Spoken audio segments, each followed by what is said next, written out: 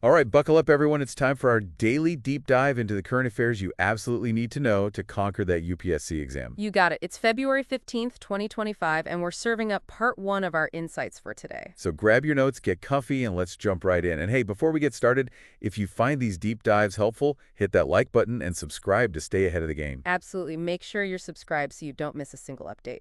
Now, let's kick things off with a topic that's been generating a lot of buzz lately, the Sudan virus. Right, it's a concerning development that everyone needs to be aware of, especially given the global health landscape in recent years. Can you give us a quick rundown on what the Sudan virus is and why it's raising alarms? Well, the Sudan virus disease, or SVD for short, is a serious illness caused by, well, the Sudan virus. It belongs in the same family as the notorious Ebola virus, and like Ebola, it can be highly fatal. Okay, so it's in the same league as Ebola, which is definitely cause for concern. What are the symptoms? How's it transmitted? The initial symptoms are pretty similar to many other viral infections. You're looking at fever, headache, muscle aches, fatigue. But as the infection progresses, things take a turn. You might see vomiting, diarrhea, internal and external bleeding. It's not pretty. And the worst part, there's no specific treatment or vaccine available yet. So it's a serious threat, and we're still playing catch-up when it comes to developing effective countermeasures. How is it transmitted? It spreads through direct contact with the blood, bodily fluids, or tissues of infected individuals or animals. So think contaminated needles or contact with infected animals or their remains. It's a stark reminder of the importance of hygiene and safe handling practices. Right, especially for healthcare workers who are on the front lines. This is definitely something to watch closely, and we'll keep you updated as the situation evolves. Now, for a topic that's a bit closer to home, let's talk about a development in the Indian legal profession, the Draft Advocates Amendment Bill 2025. This bill proposes some pretty significant changes to the Advocates Act of 1961, which essentially governs the legal profession in India. Okay, so this is about the rules and regulations that lawyers have to follow. Can you highlight some of the key amendments proposed in the bill and what they mean for lawyers and the legal system? Sure. One key proposal is to establish a National Advocate Regulatory Authority. This body would be responsible for regulating the legal profession across India, setting standards for legal education and practice, and handling disciplinary matters. So it's like a central oversight body to ensure ethical and professional conduct within the legal community. Interesting. What else is on the table? They're also looking at introducing a common role for advocates. This means that lawyers would be able to practice in any state or high court in India without having to enroll separately in each jurisdiction. So it's about making the legal profession more mobile and flexible, removing those jurisdictional barriers. Exactly. They're also proposing to make continuing legal education mandatory for all practicing advocates. So lawyers would need to constantly update their knowledge and skills to stay current and maintain their licenses. So it's like ensuring that doctors stay up to date with the latest medical advancements.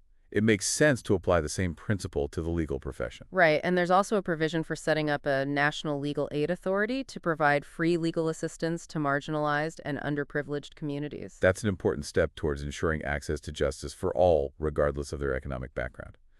Okay, so this bill, if passed, could have far-reaching implications for the legal profession in India. It's definitely something for our UPSC aspirants to follow closely. All right, moving on to a topic that sort of sparked curiosity, let's talk about something that's been making waves in the world of cybersecurity indirect prompt injection, or IPI. Now, this is a fascinating yet concerning development. It's a new type of cyber attack that specifically targets AI chatbots. You know, those conversational AI systems that we're seeing more and more of these days? Right, they're popping up everywhere on websites, in customer service, even in healthcare applications. They're becoming increasingly integrated into our digital lives. Exactly, and that's what makes IPI so dangerous. It exploits the way these chatbots are designed to process and respond to user input. Okay, can you break down how IPI works and why it poses a threat? Sure. So chatbots work by interpreting prompts, which are basically our questions, commands, or requests. They try to understand our intent and then generate a response.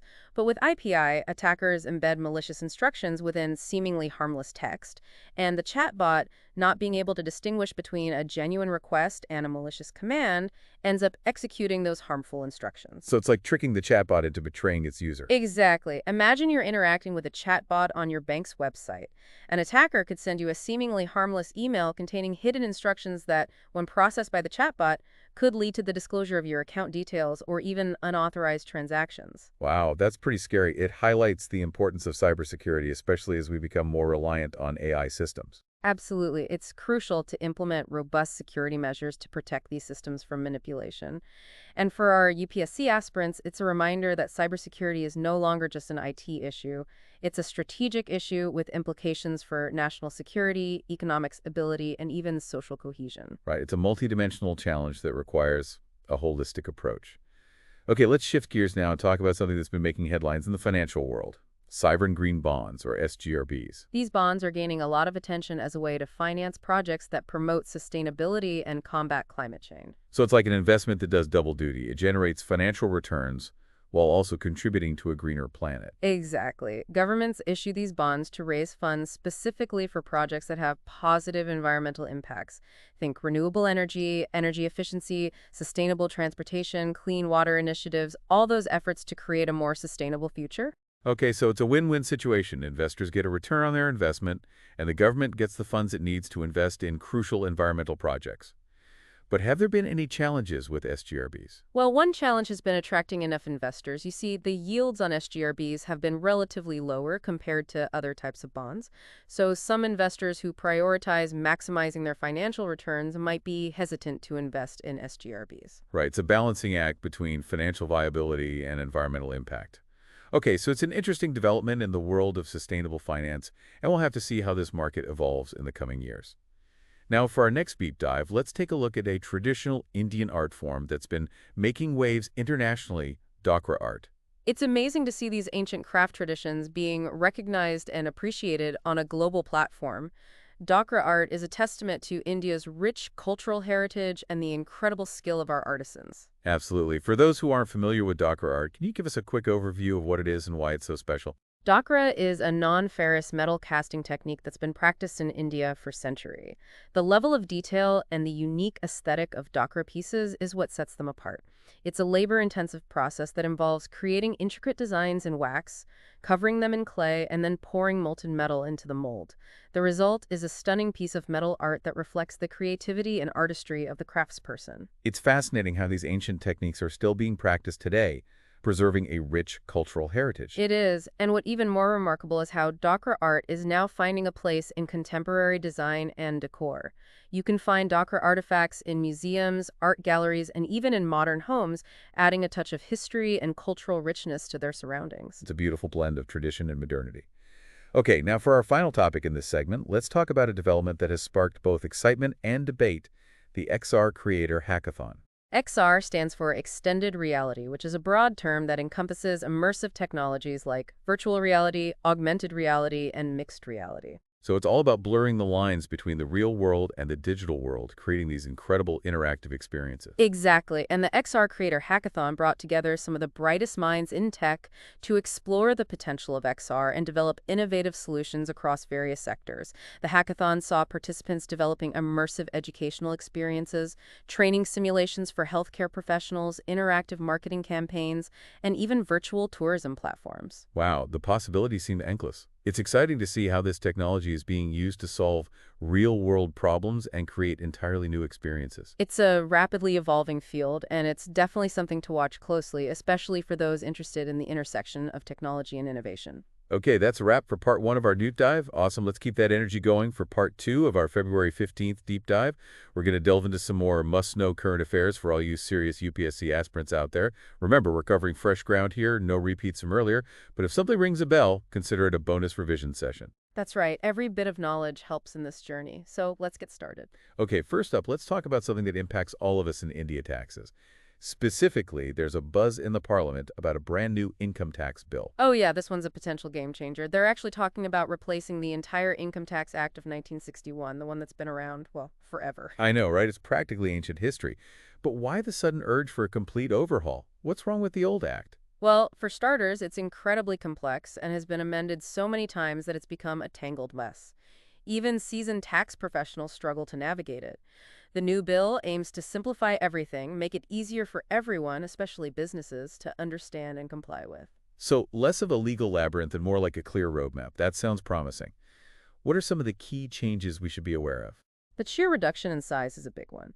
This new bill is significantly shorter than the old one, which is always a good sign when it comes to legal documents. It also introduces the term tax year, replacing the confusing financial year and assessment year we used to have. Okay, that's definitely a welcome simplification. Anything else that stands out? Here's something particularly relevant for you tech-savvy folks. The bill specifically addresses the taxation of digital currencies, things like Bitcoin and Ethereum, which are becoming increasingly popular. Wow, that's forward thinking. It shows they're recognizing the growing importance of the digital economy.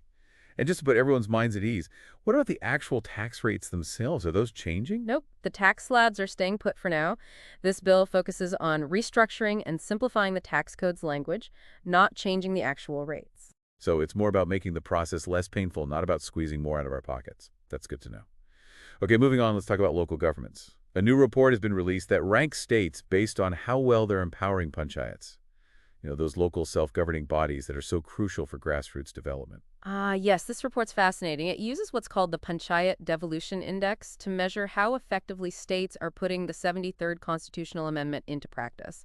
It's all about giving power to the people at the local level. The 73rd Amendment, always a hot topic for UPSC. So who's acing this local governance test, and who needs to hit the books a bit harder? Well, according to the report, Karnataka, Kerala, and Tamil Nadu are leading the way. They're showing commendable progress in empowering their panchayats, giving them the resources and authority to make decisions that directly impact their communities. That's great to hear, but I'm guessing the report also uncovers some areas for improvement. Definitely. The report highlights some serious roadblocks that are hindering effective devolution in many states. One major issue is the lack of autonomy for state election commissions. These commissions should ideally have independent control over panchayat elections, but they're often forced to consult with state governments, which can lead to delays and potential interference. Right, it's like trying to conduct a fair exam when someone else keeps changing the rules and schedule. Not exactly conducive to a level playing field. What other challenges are they pointing out? Another problem is the lack of effective district planning. The Constitution mandates these district planning committees, but in reality, they rarely engage in detailed grassroots planning. It's like having a blueprint without consulting the people who will actually live in the building. Right, that disconnect between the higher levels and the ground realities can lead to all sorts of problems. Exactly. And then there's the issue of what they call parallel bodies. These are other government entities that are doing work that should ideally be handled by the panchayats. It creates confusion and undermines the panchayat's authority. It's like studying hard for the UPSC and then someone else takes the exam for you. Not exactly fair or empowering. Exactly. So there are definitely some systemic issues that need to be addressed if we want to truly empower local governance across India. Okay, so from taxes to local governance, we've covered some pretty heavy internal matters. Now let's zoom out to a global issue that impacts all of us, social cohesion. The UN Commission for Social Development has been meeting, and their focus this year is on strengthening solidarity and inclusion, which are essential for achieving those sustainable development goals. Social cohesion, it's often overlooked, but it's the glue that holds societies together. It's about fostering a sense of belonging, trust, and shared purpose where everyone feels valued and has the opportunity to contribute. Imagine a society where everyone feels like they're part of the same team, working towards a common goal that's social cohesion in action. I love that analogy, but what does that look like in practice? Can you break down the concept a bit further? Sure, imagine a society where everyone has access to decent work, quality education, and affordable health care, where discrimination based on caste, religion, gender, or any other factor is actively challenged and people from all backgrounds have a voice and participate in decision-making. It sounds like an ideal world, but what are some of the factors that can weaken this glue of social cohesion? Well, one major threat is extreme economic inequality, where the gap between the rich and the poor keeps widening. It creates resentment, distrust, and social unrest. Discrimination in all its forms also erodes social cohesion. And in today's digital age, the rapid spread of misinformation and disinformation online can create echo chambers and polarized communities, making it harder to find common ground and build trust. It's like a virus that infects the very fabric of society. So what are some of the UN's recommendations for strengthening social cohesion in the face of these challenges? They're emphasizing the need for inclusive economic growth where the benefits of development reach everyone, not just a select few. They're also pushing for decent work, ensuring that everyone has access to fair wages and safe working conditions. Affordable healthcare, quality education, and a healthy information environment where people can access accurate and reliable information are also key pillars. It's like building a strong immune system for society, equipping it to resist those harmful viruses of division and distrust. Okay, now for something a bit more domestic. Let's turn our attention to Manipur, where president's rule has been imposed. Yes. This is a significant development that often comes up in the UPSC exam. It's important to understand what president's rule is and when it's invoked. Right, for our listeners who need a quick refresher, President's rule is a constitutional provision that allows the central government to take control of a state's administration in certain situations. And to provide some context, this is actually the 11th time President's rule has been imposed in Manipur.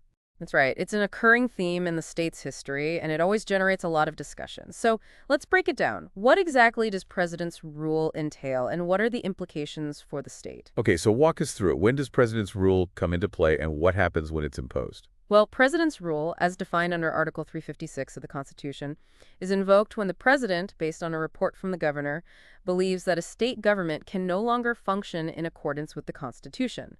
This could be due to a breakdown of law and order, a political impasse, or a failure to maintain essential services. It's essentially a safety valve to prevent a complete breakdown of governments. So it's like hitting the pause button on the state government and handing the controls over to the center. But what happens to the state assembly and the elected representatives? The state assembly is effectively dissolved, meaning it can't pass laws or conduct business as usual. The president takes over the reins of the state government, and the governor acts on the president's behalf. However, it's important to note that the High Court continues to function independently, ensuring a check on executive power. So it's not a complete takeover. There are checks and balances in place to prevent abuse of power. Okay, that's a good overview of President's rule and its implications. Now, ready for our next deep dive? Absolutely. Lay it on me. All right, let's shift gears to a topic that's become increasingly relevant in today's complex geopolitical landscape, hybrid warfare. It sounds like something out of a futuristic spy thriller, but it's very real and something every UPSC aspirant needs to understand. It does have a certain enigmatic appeal, doesn't it? But you're right, it's a critical topic for anyone aspiring to be a part of India's civil services. So let's demystify it. What exactly is hybrid warfare, and how is it different from traditional warfare? Okay, so for those who are new to this concept, can you give us a clear and concise definition of hybrid warfare? In essence, hybrid warfare blends conventional military tactics with unconventional methods. It's like a comedian adapting and changing its colors to achieve its objectives. Think cyber attacks, disinformation campaigns, economic pressure, even the use of proxy forces or non-state actors. It's all about creating chaos and instability without resorting to a full-blown declaration of war. So it's like fighting a shadow, an enemy that's hard to pin down, always shifting and morphing. Precisely. And that's what makes hybrid warfare so different from traditional forms of conflict. In traditional warfare, you know who the enemy is, what their objectives are, and where the battle lines are drawn. But with hybrid warfare, it's all about ambiguity and plausible deniability. The attacker often operates in the shadows, making it extremely difficult to attribute actions and respond effectively. It's like playing chess with someone who keeps changing the rules mid-game. So how does a country even begin to defend itself against this kind of elusive enemy? That's the million-dollar question, and it's a challenge that countries around the world are grappling with. It requires a multifaceted approach that goes beyond traditional military doctrines. One key aspect is bolstering cyber defenses to protect critical infrastructure and sensitive data from those cyber attacks. Imagine a scenario where a country's power grid is shut down, its financial systems crippled, or its communication networks disrupted. That's the potential impact of a well-executed cyber attack. It's like crippling a country without firing a single shot. Exactly. But it's not just about technology. Countering disinformation is equally crucial. Hybrid warfare often involves spreading propaganda and fake news to manipulate public opinion, sow discord, and erode trust in institutions. So developing strategies to identify, expose, and counter disinformation campaigns is paramount.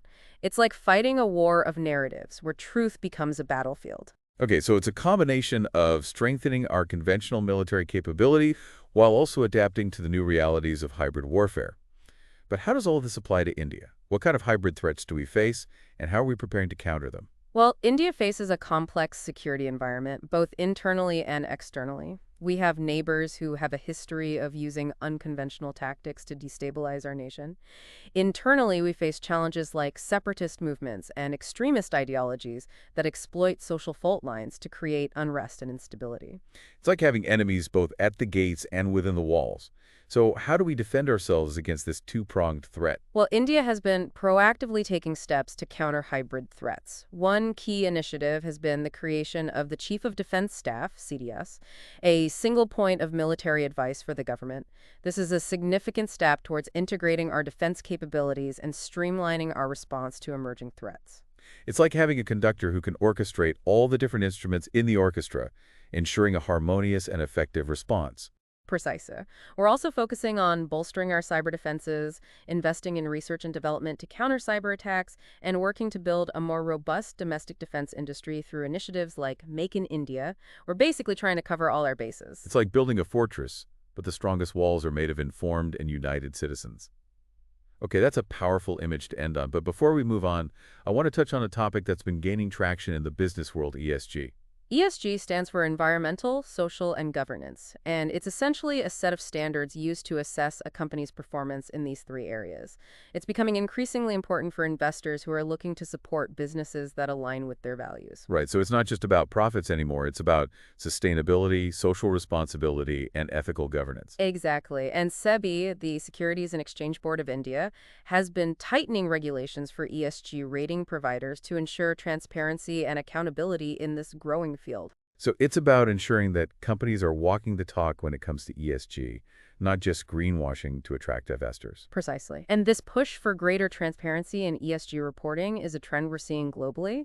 It's all part of a larger movement towards sustainable and responsible investing, and India is definitely on board. Okay, great overview of ESG. Now let's shift gears and talk about something a little more cutting edge, extended reality, or XR.